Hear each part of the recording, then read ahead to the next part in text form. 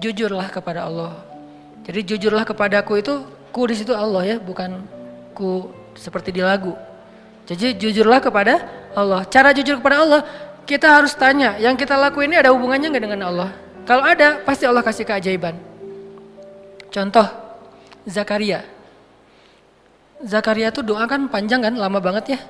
Berdoa dari sejak beliau muda sampai beliau tua. Tapi coba perhatikan kalimat doa Nabi Zakaria ketika beliau sudah tua. Ada dua kalimat, ada di surat Ali Imran, ada di surat Maryam. Kalau di surat Ali Imran, Zakaria berdoa, hunalika da'a Zakaria rabbah. Qala rabbi habli min ladunka dzurriyyatan thayyibah innaka sami'ud du'a. Kalau di surat Maryam, wa inni khiftul mawaliya min wara'i wa kanat imraati 'aqira fahabli min ladunka waliya yarithuni wa yarithu min ali Yaqub waj'alhu rabbi radiyya. Apa rahasia di antara dua kalimat ini? Kenapa Nabi Zakaria berdoa panjang dalam hidupnya belum Allah kabulkan? Bukan tidak, belum. Kenapa pas habis doa ini langsung Allah kabulkan? Langsung Allah bilang fanadathul malaikah. Kalau di surat Maryam, ya Zakaria, langsung Allah panggil. Kenapa cepat dikabulkan? Karena di dua doa ini Nabi Zakaria udah mulai mengkonekkan antara keinginannya dengan Allah.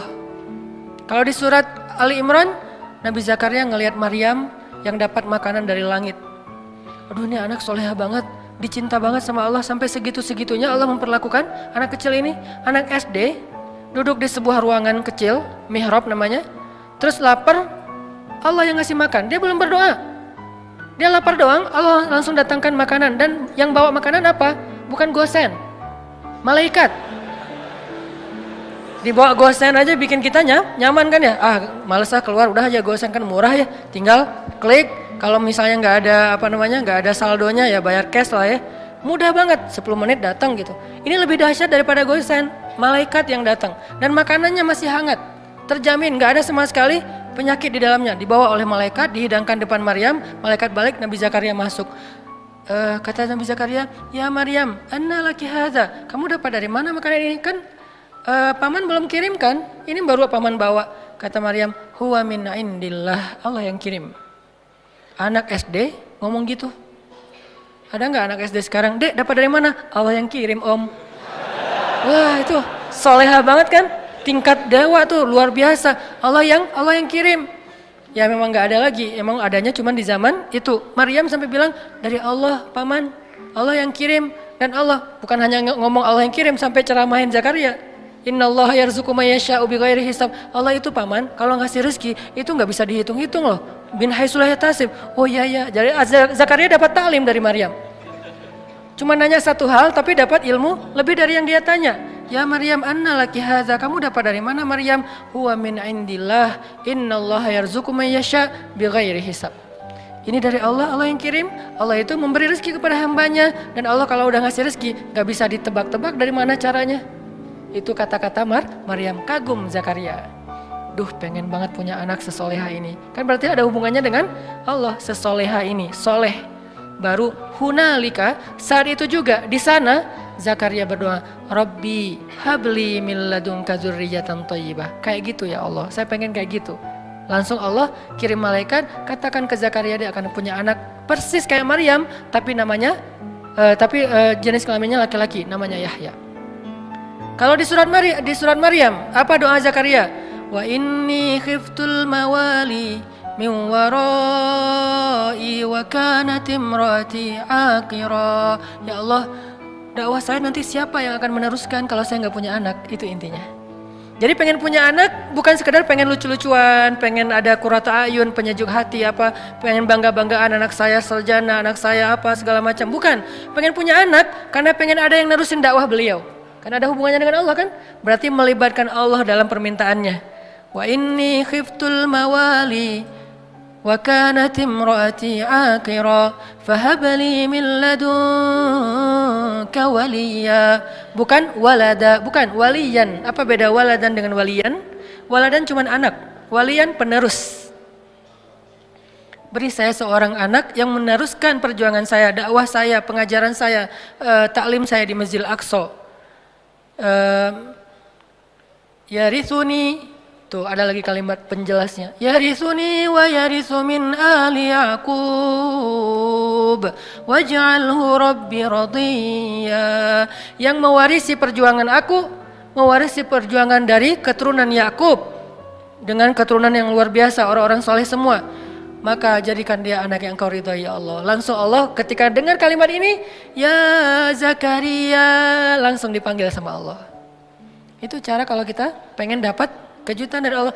Libatkan Allah dengan niat. Caranya, coba cari apa hubungannya antara maunya kita dengan Allah, antara proyek kita dengan Allah, antara usaha kita dengan Allah, antara permintaan kita, life goals kita dengan Allah. Kalau nggak ada hubungannya, kita disuruh jalan sendiri.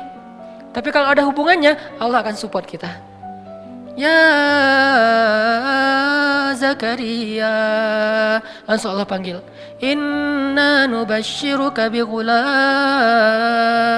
Bahagialah wahai Zakaria, berbahagialah, kamu akan punya anak. Ismuhu Yahya, lam naj'al lahu min qablu samiyya.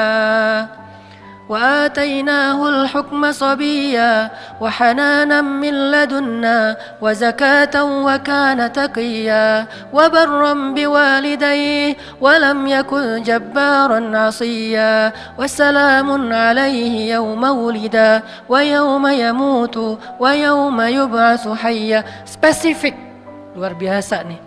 Dikasih dengan spesifik yang istimewa, bukan cuma nih anak laki-laki yang kamu minta, enggak. Allah langsung kasih tahu anaknya itu kayak gimana. Anaknya cerdas, anaknya soleh, anaknya terjaga, anaknya nggak pernah nggak pernah emosian, anaknya nggak pernah baperan, nggak pernah durhaka, nggak gini. Baik banget. Kalau di surat Ali Imran dia siddiqan wa hasuran wa nabiyan, musaddiqan wa hasuran wa nabiyan, anak yang meneruskan perjuangan dakwah, anak yang hasur, menjaga kehormatan, anak yang nabiyan, menyampaikan kebenaran. Ini luar biasa. Kenapa? Karena Zakaria mengaitkan keinginannya dengan Allah. Jadi kalau kita punya satu keinginan, punya satu, bahkan mungkin bukan hope tapi wish, sesuatu yang kadang-kadang kayak nggak kebayang kita bisa nggak sih? Nggak masalah, make a wish, kita bikin sebuah harapan yang menurut kita mungkin gak susah diwujudkan, tapi ketika sebuah harapan yang kita anggap sesuatu yang gak mungkin dilibatkannya kepada Allah, apa sih yang gak mungkin buat Allah? Apa sih yang sulit buat Allah? Bukankah semuanya itu ada dalam pengaturan Allah? Biyadihil mulk. Arti biyadihil mulk, semuanya itu dalam kekuasaan Allah Subhanahu wa taala. Terserah Allah mau diapain, caranya di sini. Faman kanat hijratuhu ilallahi wa rasulih, fa hijratuhu ilallahi wa rasulih. Akhirnya para sahabat yang berhijrah dalam konteks hijrah, berhijrah meniatkan karena Allah. Contohnya, misalnya ada yang berhijrah seorang diri, seperti Suhaib Ar-Rumi, banyak sahabat yang hijrah seorang diri. Beda sama Umar ya. Kalau Umar kan hijrahnya posting ya. Sebelum hijrah posting dulu. Captionnya, ahli Mekah, orang-orang Mekah. Dia mention satu persatu. @Abu Jahal, @Abu Sufyan, satu-satu di mention sama Umar. Terus terakhir pakai hashtag ahli Makkah, ya ahla Makkah, ya ma'syara Quraisy, ya Aba Jahal, ya Abu Sufyan, ya banyak banget. Ya itu kan ya, bahasa Arabnya ya, bahasa Instagramnya . Setelah di-mention satu-satu dia bilang apa? Fa'lamu anni muhajir, ketahuilah kalian gua pengen hijrah. Hijrahnya tuh dikapitalin lagi tuh, gede tulisannya biar orang tahu kalau dia mau hijrah. Terus di bold, saya mau hijrah. Siapa yang pengen istrinya jadi janda, anaknya jadi yatim, tunggu saya di balik bukit itu. Ditunjukin Sherlock bukit mana yang disuruh tungguin. Saking spesifiknya Umar bin Khattab, nggak ada yang berani nungguin Umar. Tapi pertanyaan saya, ini mungkin pertanyaan penasaran, kenapa Nabi nggak hijrah bareng Umar aja kalau kayak gitu? Kan hijrah bareng Umar aman banget kan ya? Kata Umar, orang Mekah, gua mau hijrah bareng Rasulullah, ada yang berani nungguin nggak? Siapa yang mau istrinya jadi janda, anaknya jadi yatim, tunggu kami, saya dan Rasulullah di belakang bukit. Kan aman tuh hijrahnya. Kenapa Nabi nggak hijrah bareng Umar aja sih, biar gampang, nggak ada adegan Surakoh, nggak ada adegan sembunyi dalam gua Thur, nggak ada adegan diikat talinya oleh anaknya Abu Bakar, Asma binti Abu Bakar. Kan nggak ada adegan-adegan yang sulit. Nggak ada adegan Ali harus tidur di tempat tidurnya Nabi. Kenapa? Hijrahnya dikawal sama Umar bareng dengan Hamzah, dua petarung Mekah yang disegani, nggak ada yang berani sama dua orang ini nih. Di depan Umar, di belakang Hamzah. Siapa yang berani mencegat sebuah karavan manusia yang di depannya Umar, belakangnya Hamzah? Nggak ada yang berani. Buktinya pas di Mekah mereka lagi demo, kan mereka pernah demo di Mekah. Awal-awal Umar masuk Islam dengan Hamzah kan demo kan. Langsung demonya apa? Demonya dengan keluar dan mengatakan La ilaha illallah Muhammadar Rasulullah, La ilaha illallah Muhammadar Rasulullah, keliling Mekah, keliling Ka'bah. Demo rame-rame. Di depannya Umar, di belakangnya Hamzah. Kata Abu Jahal, kalau orang yang seperti ini, kalau demo seperti ini, nggak ada yang berani mendekat. Di depannya Umar, di belakangnya Hamzah. Kalau nggak, bakalan habis tuh. Kenapa Nabi nggak hijrah dengan cara kayak gitu aja? Kenapa hijrahnya pakai orang yang paling lemah fisiknya, paling lemah kaumnya, paling miskin hartanya? Abu Bakar itu orang kaya tapi udah jatuh miskin waktu itu. Ini artinya Allah pengen ngajarin kita tentang hijrah biar Allah aja yang terlibat, bukan Umar, bukan Utsman yang kaya, bukan Hamzah, bukan siapapun. Makanya yang ngebantu Nabi dalam hijrah itu Allah langsung. La tahzan innallaha ma'ana, bukan inna Umara ma'ana, inna Hamzah ma'ana, inna Utsman ma'ana, inna qaumana ma'ana, bukan. Di situ Allah ngajarin kepada kita lewat adegan Rasul hijrah. Kalau kita melibatkan Allah, hijrah kita lebih aman daripada melibatkan manusia. Seandainya mau dengan logika kita, pasti Nabi akan hijrahnya bareng Umar. Umar tunggu dong, hijrahnya bareng. Kalau Nabi mengajarkan itu, berarti kita tidak dapat pelajaran hikmah, tauhid, akidah, iman, hadis ini dari hijrah Rasul. Nabi malah bilang, kalian hijrah duluan masing-masing. Umar hijrah, yang lain pada hijrah. Utsman malah udah duluan, walaupun kemudian balik lagi, duluan ke Habasyah. Akhirnya Nabi memilih Abu Bakar As-Siddiq. Ya Abu Bakar, nanti tengah malam masih pakai ikhtiar tengah malam. Kenapa nggak siang bolong? Kalau siang bolong konyol namanya. Tapi kan Nabi nggak akan dibunuh. Kalau Nabi nggak akan dibunuh, tapi kalau kita niru Nabi, kita akan dibunuh. Jadi Nabi tidak mencontohkan sesuatu yang nggak bisa ditiru. Nabi mencontohkan sesuatu yang bisa ditiru oleh umatnya. Kalau beliau gampang, beliau punya mukjizat. Kalau Nabi mau, Nabi Musa itu membelah laut. Nabi Muhammad lebih dahsyat, membelah bulan. Lebih dahsyat daripada Musa. Musa belah laut, Muhammad membelah bulan. Sulaiman menguasai jin, Muhammad mengislamkan jin. Sulaiman jin dikuasai tapi tidak masuk agama Hanif. Ketika Sulaiman wafat, jin kufur lagi itu kan. Tapi Muhammad mengislamkan jin. Lebih dahsyat, semua mukjizat para nabi terkumpul kepada Rasulullah SAW. Jadi kalau Nabi mau, nggak usah pikir strategi lah apa segala macam. Kenapa pengen hijrahnya ke Madinah tapi malah jalannya menjauh dari Madinah ke Gua Thur? Malah sembunyi di sebuah lubang kecil. Kenapa nggak terang-terangan aja kayak Umar? Karena kalau Nabi melakukan itu, lalu kita meniru, kita akan mati konyol. Karena kita nggak punya mukjizat. Sehingga Nabi mencontohkan sesuatu yang bisa kita tiru sebagai manusia biasa. Beliau nggak egois, gue kan punya mujizat, ngapain sih gentar-gentar takut-takut amat, udah biasa aja kali, ntar Allah juga pasti nolong. Gak mungkin Allah membiarkan nabinya dicelakai oleh musuh-musuhnya. Ya, tapi umatnya. Sehingga Nabi contohkan, kalau saya contohkan ke gini, kasihan umat saya, nanti gak bisa niru. Kalau mereka tiru yang ini, habis mereka. Sehingga saya contohkan sesuatu yang kalau mereka tiru, mereka aman. Caranya berstrategi lah, caranya pakai taktik, caranya bersiasat, dan seterusnya dan seterusnya. Dipilih Abu Bakar. Tapi kalau pakai Umar, nggak ada pelajaran akidah. Makanya Nabi memberi banyak pelajaran dalam hijrah. Hijrah dengan Abu Bakar. Ketika ada masalah, Abu Bakar bilang, ya Rasulullah, kalau mereka ngelihat ke arah kaki mereka, itu kan bukan gua lebih tepatnya, kayak lubang gitu. Nabi dengan Abu Bakar sembunyi di dalamnya. Orang-orang pembunuh bayaran, para hunters, dan di antara mereka itu ada legend, yaitu Surakoh. Paling legend lah dalam membaca jejak. Dia tuh udah terkenal banget. Nggak mungkin lolos dari Surakoh itu susah banget.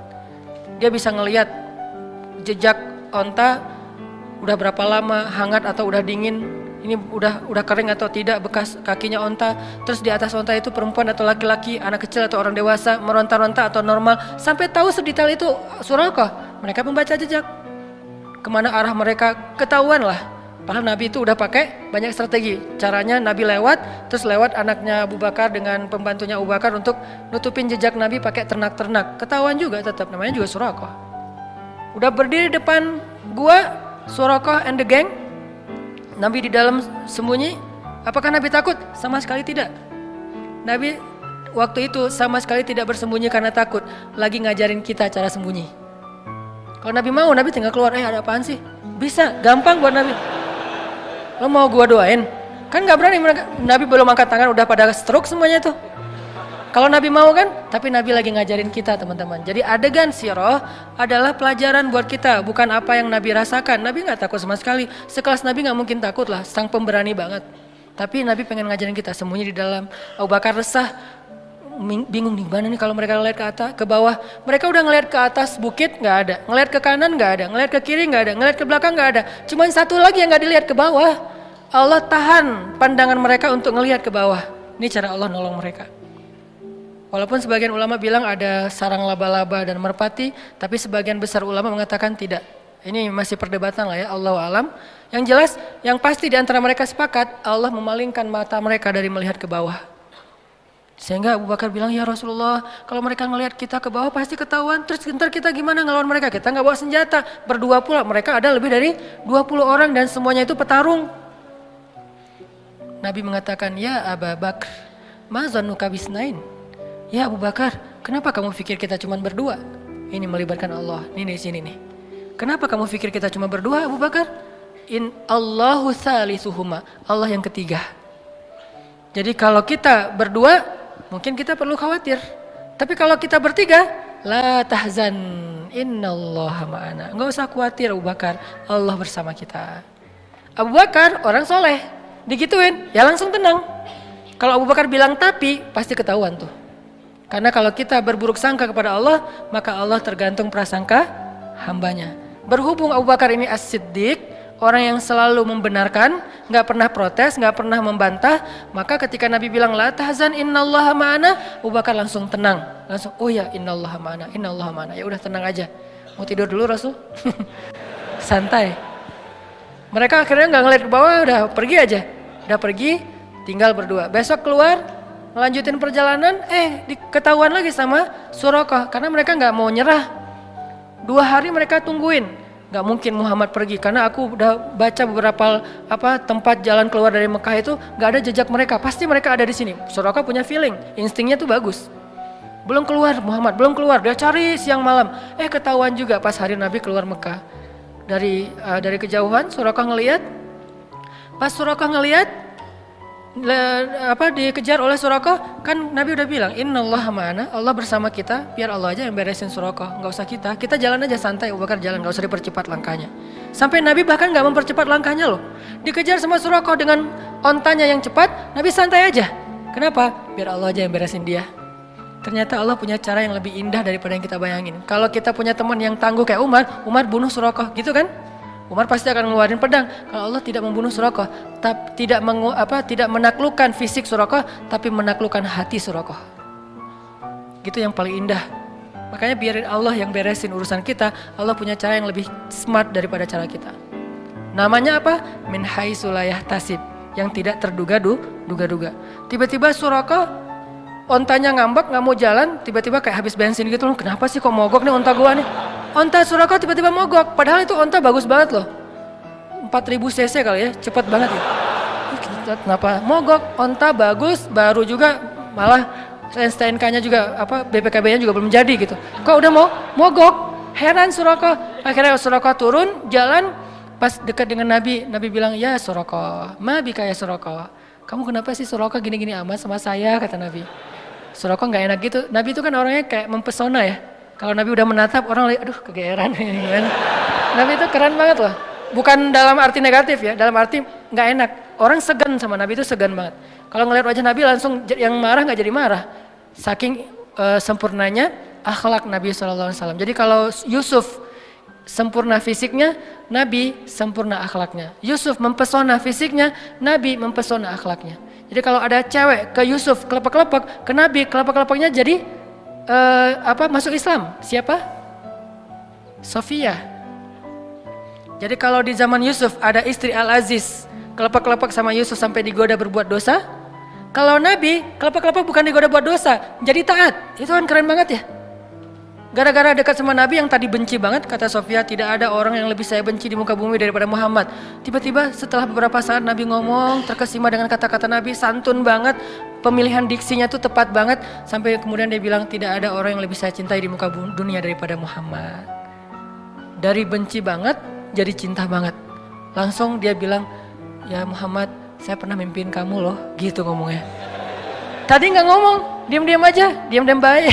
Sekarang, saya pernah mimpiin kamu loh katanya. Sampai curhat, saya pernah mimpiin kamu loh. Mimpi gimana? Saya pernah mimpi tiba-tiba di atas kota Madinah ada rembulan, sempurna, bulat, terang, jelas, lalu jatuh ke pangkuan saya. Itu kan mimpi romantis banget ya. Jatuh ke pangkuan saya, dan kata suami saya, itu maksudnya saya nanti akan dinikahi oleh engkau Muhammad, tapi saya ditampar oleh suami saya. Ya iyalah, lo mimpi gitu cerita ke suami ya pasti masih mending ditampar. Wah ini bahaya nih, selingkuh dalam mimpi. Akhirnya Nabi Muhammad melamar Sofia karena emang Allah sudah memilihkan Sofia untuk Rasulullah. Saking istimewanya Sofia ini, karena orang yang menikahi Rasulullah itu bukan Rasulullah berhasrat ke dia, enggak, Allah yang berhasrat ke dia. Hasrat apa? Hasrat terhadap kesolehannya. Karena Allah cinta kepada Sofia, ya udah kayaknya nggak ada cowok yang pantas buat Sofia selain Muhammad. Cinta kepada Aisyah, nggak ada cowok yang pantas buat Aisyah selain Muhammad. Cinta kepada Ummu Salamah, nggak ada cowok yang lebih pantas buat Ummu Salamah daripada Muhammad. Jadi ini cewek-cewek yang di atas rata-rata, yang nggak mungkin nikah kalau nggak dengan Nabi Muhammad, akhirnya dijadikan istri Rasul. Kalau ada yang lain datang, nggak level. Buktinya apa? Fatimah juga kayak gitu. Ketika ditawarin ke Abu Bakar, gimana ya gitu. Tawarin kepada Umar juga kata Rasul gimana ya. Tapi pas Ali, Rasul langsung ridho. Kenapa? Levelnya hanya untuk Ali, yang paling ideal Fatimah itu. Begitu juga istri-istri Nabi. Nah artinya apa teman-teman? Surakoh, pas dilihat oleh Nabi, mabik ya Surakoh. Nabi ngomong gitu bukan, Surakoh, oh dasar lu ahli neraka apa segala macam. Enggak. Nabi enggak, kamu ahli neraka, kamu apa, celaka kamu. Enggak, Nabi enggak pernah mengeluarkan kata-kata yang badhi, kata-kata yang rendahan. Nabi bilang, mabi kayak Surakoh. Surakoh langsung, jadi tadi pakai pedang terus langsung disarungin, disembunyiin belakang jubah gitu. Terus dengerin, Nabi bilang, ya Surakoh, gimana kalau misalnya kamu memakai mahkota dan jubahnya Kisro.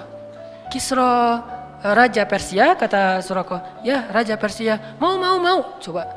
Nabi dalam keadaan lemah, baru diusir dari kampungnya, nawarin baju jubah Raja Persia yang gak mungkin didapatkan kecuali menaklukkan negerinya. Kan ini gak make sense ya? Kayak gak logis gitu kan tawarannya. Abu Jahal kemarin nawarin, siapa yang membawa pulang Muhammad hidup atau mati, gua kasih 100 ekor onta. 1 ekor onta kalau onta yang dipakai ke luar negeri harganya 200 juta, kali 100, berapa puluh M. Kan, dan Abu Jahal punya itu, ada ribuan ekor onta yang dia punya karena orang kaya. Surakoh tiba-tiba lupa dengan tawaran Abu Jahal, langsung bilang mau Muhammad, saya pakai pakaian jubahnya Raja Persia yaitu Kisra. Kalau gitu caranya halangilah orang yang pengen mengejar kami. Oke, saya akan halangi. Apalagi Muhammad, apa yang bisa saya lakukan? Perlu saya dampingin? Gak usah, kata Rasulullah. Akhirnya Rasulullah melanjutkan perjalanan, Surakoh kayak tertegun gitu. Loh saya kenapa ya? Kayak habis dihipnotis gitu. Datang nih gengnya Surakoh, mau ngejar Muhammad. Surakoh, barengan, kita pengen share ini nanti onta. Kata Surakoh, teman-teman, saya udah meriksa semua daerah sini dan kalian tahu saya yang paling jago membaca jejak dan onta saya yang 4000 cc, kalian cuma 1500. Artinya paling cepat gitu. Saya nggak menemukan Muhammad. Pulanglah cari tempat lain. Mereka kan nggak bisa bantah kalau Surakoh kan senior gitu kan, daripada ntar dikerjain. Akhirnya ya udah balik aja. Nabi bisa selamat hanya berjalan berdua dengan Abu Bakar As-Siddiq. Kenapa? Melibatkan Allah thalithuhuma. Ma zannuka bisnain ya Abu Bakar. Kenapa kamu pikir kita cuma berdua Abu Bakar? Allahu thalithuhuma. Allah yang ketiga. Bisa nggak sih kita dalam hidup tuh bilang ke istri, ma zannuki isnain. kenapa mama bilang kita cuma berdua mah? Kan ada Allah yang ketiga di antara kita. Kan itu luar biasa ya. Atau istrinya yang ketika suaminya galau, mulai agak khawatir nih gimana ya, ini gimana ya dalam pekerjaannya. Istrinya bilang, "Pah, ma zannuka bisnain? Allahu salisuhuma." Catat kalimat ini nanti. Ma zannuka bisnain. Gak bisa Ustaz, bahasa Arab susah, udah bahasa Indonesia aja. Kenapa papa mikir kita cuma berdua Pak? Kan Allah yang ketiga. Oh iya ya, Allah yang ketiga, langsung Allah bantu tuh. Tapi kalau papanya bilang, tapi mah, nah berarti ana inda zanni abdi bi. Aku tergantung gimana persangkaan hambaku kepadaku. Libatkan Allah teman-teman dalam niat kita, dalam doa kita, dalam harapan kita, dalam pekerjaan.